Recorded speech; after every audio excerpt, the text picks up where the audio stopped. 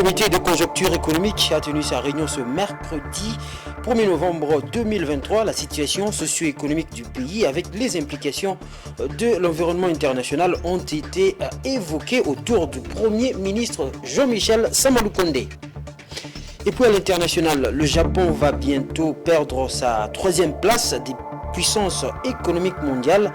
La cause, c'est le vieillissement de la population. Voilà tout pour les titres, mesdames et messieurs. Bonsoir et bienvenue à cette grande édition du journal sur Géopolis Télévision. Le Premier ministre Samaloukonde a présidé la réunion hebdomadaire du comité de conjoncture économique qui a examiné la situation économique au niveau tant national qu'international. À l'international, le comité de conjoncture économique a passé en revue le rapport de la Banque sur l'élimination de la pauvreté et celui de la conférence des Nations Unies sur le commerce et le développement. Suivez. Situation économique pour la période allant du 16 au 27 octobre. Et comme d'habitude, on a commencé par le contexte international et à ce sujet, on note la publication de deux rapports. Le premier par la Banque mondiale sur l'élimination de la pauvreté. Et à ce sujet, le rapport révèle qu'à l'horizon 2030, on ne va pas atteindre cet objectif de développement durable dans la mesure où il y aura à peu près 600 millions de personnes qui vont continuer à vivre dans des conditions d'extrême pauvreté. Cette situation fait suite au choc qu'a connu l'économie mondiale entre la période de 2020 à 2022. Comme recommandation, on demande aux pays en voie de développement d'augmenter les dépenses dans les secteurs sociaux, notamment dans les secteurs de la santé, dans les secteurs de l'éducation et des infrastructures de base. Le deuxième rapport a été produit par le CNUSED, qui est la conférence des Nations Unies sur le commerce et le développement, et porte sur la dépendance des pays en voie de développement sur les produits de base. Et comme vous le savez, une dépendance de ces pays, cette dépendance de ces pays sur les produits de base les expose aux chocs mondiaux. Au niveau national, on note le 24 octobre l'adoption par l'Assemblée nationale du projet de loi de finances pour l'exercice 2024. Un projet de loi de finances qui a été présenté en équilibre et en recette avec des prévisions à hauteur de 40 500 milliards de francs congolais. Et ceci représente une augmentation de 24% comparativement au budget de l'exercice en cours. Ce projet de loi est en cours d'examen au niveau du Sénat. En ce qui concerne les indicateurs macroéconomiques, pour ce qui est de l'inflation, l'on note une légère accélération du rythme de formation de prix comparativement à la semaine d'avant.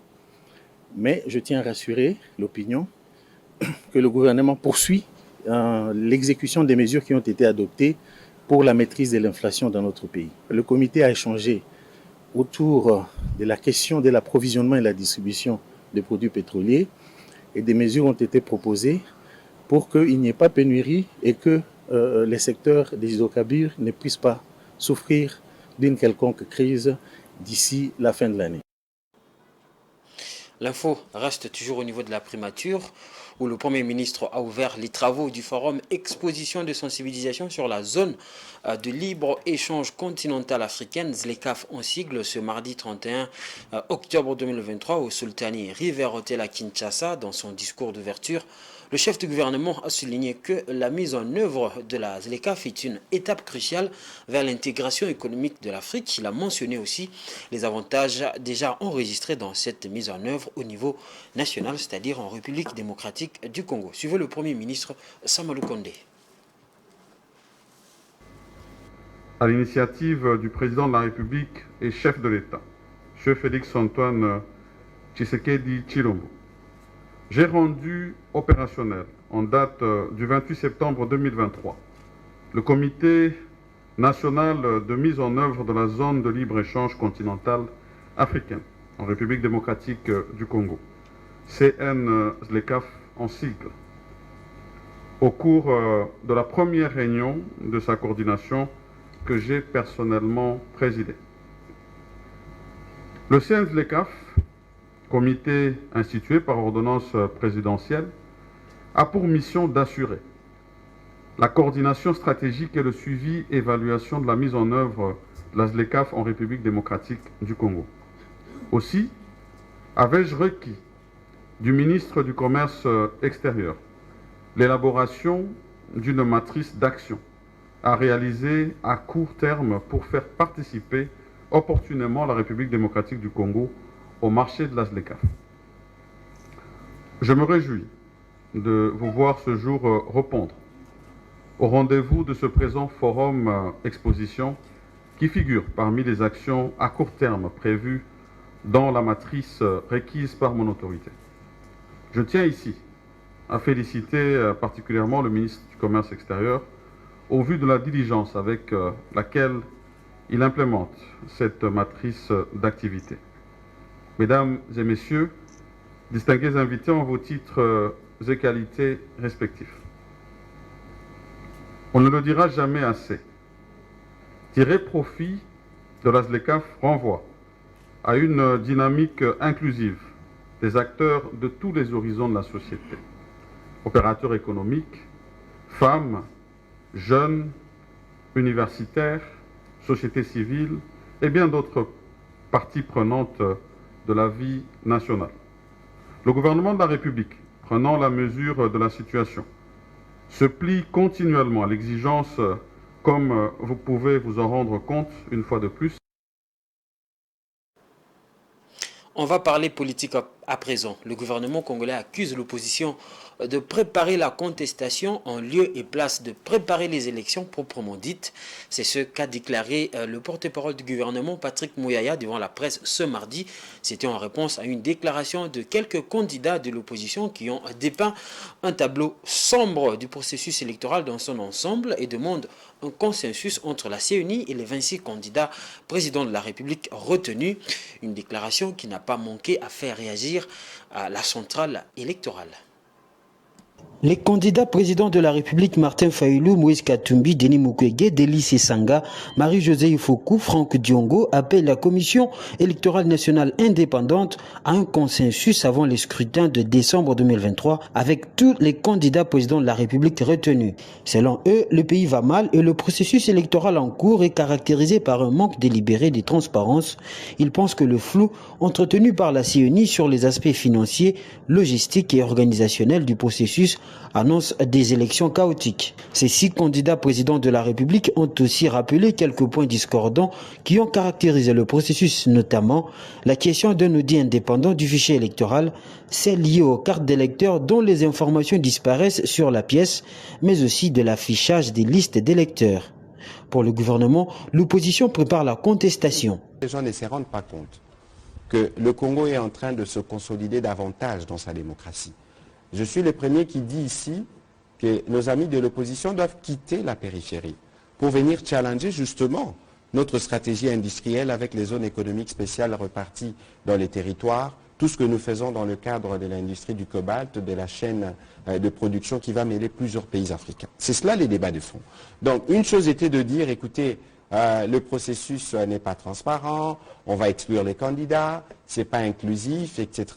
Mais lorsque les faits donnent raison, il faut bien qu'il y ait une certaine honnêteté à un certain moment pour dire, écoutez, nous nous sommes trompés d'analyse. Comme beaucoup vont se tromper encore dans les analyses qui suivront. Alors, rien d'étonnant.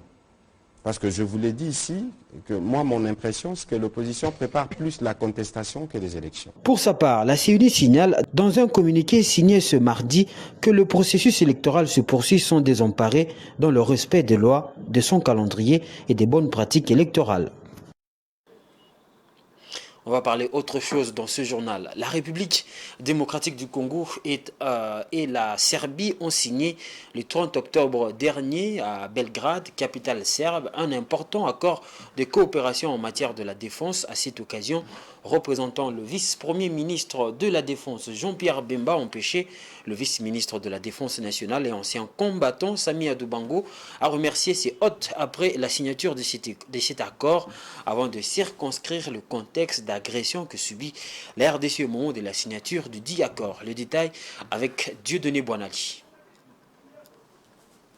Kinshasa et Belgrade ont signé le 30 octobre dernier, dans la capitale serbe, un important accord de coopération en matière de défense.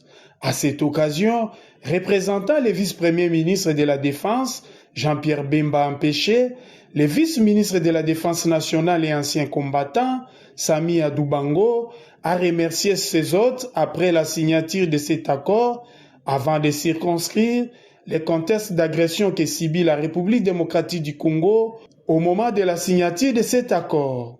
Je voudrais saisir cette occasion pour sensibiliser nos partenaires sur la situation actuelle en République démocratique du Congo, particulièrement dans sa partie Est. Notre pays est confronté à une menace sérieuse incarnée par les terroristes du M23 agissant sous le parrainage des forces de défense rwandaises. Celui-ci semble persister dans un triste schéma consistant à exploiter les richesses de notre nation de manière illicite au profit du Rwanda. Pendant plus de 2 décennies, nos compatriotes, en particulier les femmes, ont été victimes de violences, les enfants ont été massacrés, laissant d'autres orphelins sans accès à l'éducation. Pour aggraver la situation, des familles entières ont été contraintes à l'exode et au déplacement forcé, contraintes de vivre dans les camps des déplacés. Tout cela est le résultat des prétextes rusés avancés par M. Kagame, prétendant qu'il poursuit les génocidaires FDLR rwandais. Le représentant du gouvernement Samalou Kondé a par ailleurs souligné l'importance de la coopération entre les deux pays. Pour le secrétaire d'État, ministre de la Défense serbe, Nemanja Starovic, par cet accord de coopération en matière de défense, la RDC et la République de la Serbie viennent d'élever à un niveau supérieur les relations traditionnelles entre les deux États. Dans la période à venir, les deux pays établiront et élèveront la coopération en matière de défense à un niveau plus élevé, ainsi que la coopération dans tous les autres domaines d'intérêt mutuel. La guerre à l'est de la RDC, avec son cohorte de malheurs, ne cesse de provoquer de nombreux déplacés internes avec la reprise des combats au mois d'octobre dernier entre le M23 et les forces d'autodéfense dénommées Wazalindo. La situation s'est encore empirée, en plus de l'insécurité de plus en plus grandissante. Une véritable catastrophe humanitaire sous le regard impuissant des humanitaires que dénonce Théo Moussekoura, président de déplacés du site Kanyaruchinya, axe Nirangongo. J'ai au téléphone ici par Francine Moukeba. Le déplacés, depuis qu'ils ont quitté leur village, vivent dans des conditions très déplorables, car jusqu'à présent, certains vivent dans les salles de classe, les autres sont dans de bâches usées, car ça fait plus d'1 an qu'ils les utilisent. Depuis que nous sommes ici, nous n'avons jamais reçu une assistance en articles ménagers essentiels tels que casseroles, nattes, bâches. Pour le vivre, il y a le PAM qui nous aide, mais pour le nouveau venu, après les affrontements entre les FARDC et le M23, n'ont jamais reçu de l'aide. On peut compter 820 personnes qui sont mortes suite aux mauvaises conditions de vie dans lesquelles nous vivons. Nous demandons aux autorités compétentes de pouvoir nous venir en aide, mais aussi de faire de leur mieux pour que la paix revienne dans nos villages. Vile government yetu iweze kumaliza vita, turudie kwetu kunyumba kuendelesha maisha ya kawaida. Direct. Les médecins et personnels de santé de l'hôpital général de Lodja lancent un cri d'alarme aux autorités compétentes car les conditions dans lesquelles ils exercent leur travail ne leur permettent pas de sauver des vies, mais plutôt ils sont eux-mêmes exposés. Cet hôpital qui a été construit depuis l'époque coloniale et qui n'a jamais été réhabilité, les taux de mortalité qui ne cessent de s'accroître faute de matériel et équipements adéquats. Il y a même un manque de morgue. Il crie à l'aide et demande que l'État prenne également en charge leurs primes. Là, ce sont les médecins et les personnels de santé. Rachel Musenga et Eric Pungo étaient sur place. Les cris d'alarme de médecins de l'hôpital général de Lodja ne laissent personne indifférent. Cet hôpital de Lodja, construit pendant l'époque coloniale par le Belge et qui n'a jamais été réhabilité. Les conditions de travail qui laissent à désirer. Selon le médecin directeur général par intérim de Lodja, Omba Michel, 3 difficultés majeures sont énumérées. Premièrement, le manque de la morgue. Deuxièmement, le manque d'électricité et de médecins spécialistes. Nous travaillons dans des conditions vraiment très difficiles. C'est difficile parce que vous voyez, l'hôpital a été construit depuis l'époque belge et jusqu'à maintenant l'hôpital n'a jamais été réhabilité. Dans l'exercice de notre métier, nous avons des difficultés au moins dans les 3 paliers en fait. Nous n'avons même pas de morgue. C'est-à-dire que nous avons un problème par rapport aux personnes qui sont décédées, des gens qui meurent, on les dépose à côté et puis la famille vient récupérer. Et deuxième position, vous allez voir, nous avons un problème de matériel. Le matériel que nous avons, ce ne sont pas des matériaux de qualité. Dans la majorité des cas, ici, nous n'avons pas de spécialistes. Après un tour dans différentes salles, l'on peut constater tellement la dégradation de l'hôpital. Des lits sans matelas, des chambres avec toiture à moitié, une pharmacie à moitié vide et des conditions hygiéniques qui laissent à désirer. Les personnels de santé exposés à plusieurs maladies et demandent de l'aide au gouvernement et une bonne prise en charge du personnel. Nous ne sommes pas payés depuis tous ces temps. J'ai fait 17 ans de service et je ne suis pas payée. Et j'ai des enfants, j'ai un mari qui ne travaille pas. Vraiment, nous vivons dans de mauvaises conditions. Pour couvrir les 2 bouts du mois, ça ne convient pas avec les primes des risques que l'État nous donne. Avec ça, 50 000 pour couvrir les 2 bouts du mois et faire scolariser les enfants, ça ne convient pas. C'est pourquoi nous demandons à l'État de nous prendre en charge convenablement. Nous courons un grand risque ici, nous travaillons, il n'y a plus de matériel comme l'État nous donnait auparavant. Même un désinfectant, on manque pour donner même une simple injection aux malades. La santé n'a pas de prix, dit-on. Voilà, on va parler sport. La Confédération africaine de football a rendu publique la liste des 30 joueurs sélectionnés pour le titre du Ballon d'Or africain. La République démocratique du Congo y est représentée par 2 joueurs, à savoir Chancel Mbemba et Fiston Kalala Mayeli. Plus de détails avec Blessed Kouzola. La Confédération africaine de football a publié ce mercredi 1er novembre 2023 la liste de 30 joueurs nominés pour le trophée de Ballon d'Or africain. Le capitaine des Léopards de la République démocratique du Congo, Chancel Mbemba Mangoulou, et son compatriote Fiston Kalala Mayele aux côtés de Sadio Mané, Riyad Mahrez, Mohamed Salah, Thomas Partey, Yves Bissouma, Vincent Aboubakar, Achraf Hakimi, Yassine Bonou et Seko Fofana. La cérémonie des remises des trophées aura lieu le samedi 11 novembre prochain à Marrakech au Maroc. L'attaquant congolais Glody Lilepo Maccabi figure parmi les nominés dans la catégorie meilleur joueur évoluant en Afrique. Ils sont donc au nombre de 30. Rami Beysebaini de l'Algérie, Riyad Mahrez d'Algérie, Edmond Tapsoba du Burkina Faso, Franck Zambo Anguissa du Cameroun, Vincent Aboubakar du Cameroun, Ibrahim Sangaré de la Côte d'Ivoire, Seko Fofana de la Côte d'Ivoire, Chancel Mbemba et Fiston Kalala Mayele de la République démocratique du Congo, Mahmoud Abdel Monem et Mohamed El Chenaoui, mais aussi Mohamed Salah de l'Égypte, Mohamed Koudous, Thomas Partey du Ghana, Serou Girassi de la Guinée, Yves Bissouma du Mali, Achraf Hakimi, Azedine Ounahi, Hakim Ziyech, Sofiane Amrabat et Yaya Jabran, Yassine Bonou et Youssef Nesri du Maroc, Peter Chaloulile de la Namibie, Victor Osimhen du Nigeria, Sadio Mané et Pape Matar Sarr du Sénégal, Persito de l'Afrique du Sud et Mohamed Ali Ben Romdan de la Tunisie. Voilà, c'est après cette information sportive que nous allons nous rendre au-delà de nos frontières, mesdames et messieurs, la page internationale.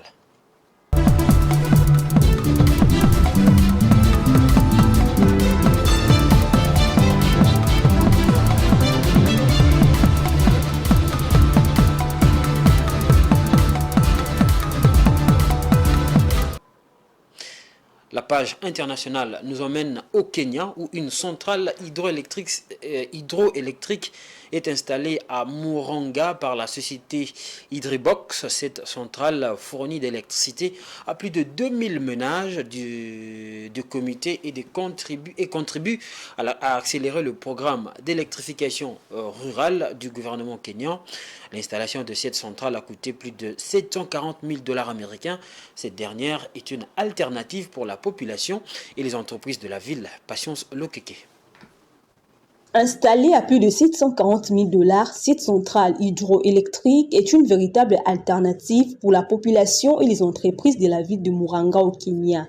Elle fournit de l'électricité à plus de 2000 ménages de ces comités, ce qui contribue à accélérer le programme d'électrification rurale du gouvernement kenyan. En cas de sécheresse ou de faible niveau de rivière, l'entreprise Hydrobox a installé des panneaux solaires pour aider à maintenir l'approvisionnement en électricité.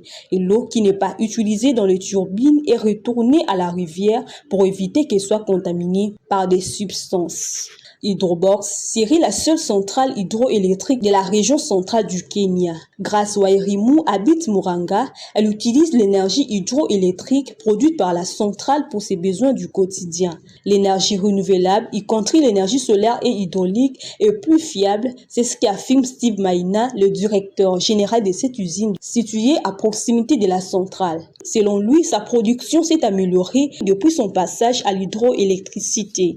Selon l'Agence internationale de l'énergie, en 2021, environ 600 millions d'Africains, soit environ 43% de la population africaine totale, n'avaient pas accès à l'électricité. 590 millions d'entre eux vivaient en Afrique subsaharienne. Une autre information à l'international, selon les toutes dernières statistiques, le Japon va perdre cette année son rang de troisième puissance économique mondiale. Le moteur nippon est en panne, le principal facteur étant le vieillissement de la population. Blessed Kuzola pour nous en dire plus. À la fin des années 60, alors en pleine croissance, le Japon s'imposait comme deuxième puissance économique mondiale derrière les États-Unis et devant l'Allemagne de l'Ouest. Une seconde place que le Japon a perdue en 2010. Aujourd'hui, Tokyo s'apprête à être rétrogradé à la 4e place, repassant derrière l'Allemagne. Ce qui donne le palmarès suivant: États-Unis, Chine, Allemagne et Japon. Les pays s'enfoncent un peu plus chaque année. Tous les ingrédients sont réunis, une population active qui décline car vieillissante et la compétitivité des entreprises s'érode. Dans la foulée, la monnaie nationale, le yen, est en chute libre face aux autres devises, notamment le dollar. Le yen a perdu 30% de sa valeur face au billet vert en 2 ans seulement. Selon les dernières projections du Fonds monétaire international, le produit intérieur brut national, qui est la richesse produite par le Japon, va reculer cette année pour atteindre 3 900 milliards d'euros, alors que le PIB allemand va lui encore progresser et atteindre 4 100 milliards. Un Japon moins productif avec ses 125 millions d'habitants, alors que l'Allemagne et ses 85 millions de citoyens est plus dynamique. Ces deux chiffres suffisent à comprendre l'ampleur du problème. Les marges de manœuvre du gouvernement en place à Tokyo sont très étroites. Le ministère de l'économie doit dévoiler en novembre un énième plan de relance, mais il va falloir du temps pour redresser la barre. Voilà, c'est sur cette note sur l'économie japonaise que nous allons mettre un terme à cette grande édition. Mais avant de nous quitter, je vous rappelle les différents titres. Le comité de conjoncture économique du gouvernement a tenu sa réunion ce mercredi 1er novembre 2023. La situation socio-économique du pays avec les implications de l'environnement international ont été évoquées autour du Premier ministre Jean-Michel Samalukonde. Et puis le Japon va bientôt perdre sa 3e place des puissances économiques mondiales. La cause principale, le vieillissement de la population. Voilà, c'est la fin totale de ce journal. Merci à vous, chers téléspectateurs, de l'avoir suivi. Je vous retrouve très prochainement pour une nouvelle édition. Bonsoir chez vous.